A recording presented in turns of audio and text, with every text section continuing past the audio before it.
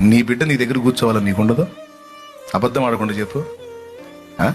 వాడు పెద్ద అయిన తర్వాత వాడు ఉండకుండా అటు ఇటు తిరుగుతూ ఉంటాడులే, కానీ అసేపు కూర్చొని నీ దగ్గర మంచి చెడ్డ మాట్లాడాలని నీకుండదు?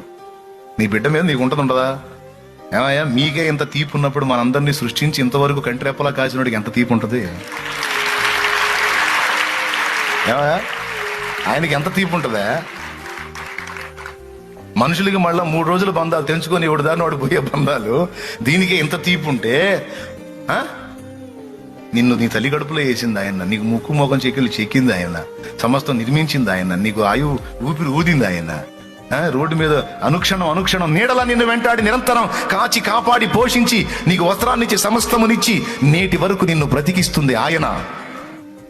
ఇంతగా నిన్ను కాచుకుంటున్న వాడికి ఇంకెంత తీపి ఉంటుంది నీ మీద ఒక్కసారి ఆలోచించు. కాబట్టి వెళ్ళాలి, ఆయన దగ్గరికి వెళ్ళాలి, ఆయనతో కూర్చోవాలి. రోజులో కనీసం ఒక్కసారైనా మనసారా గడపాలి.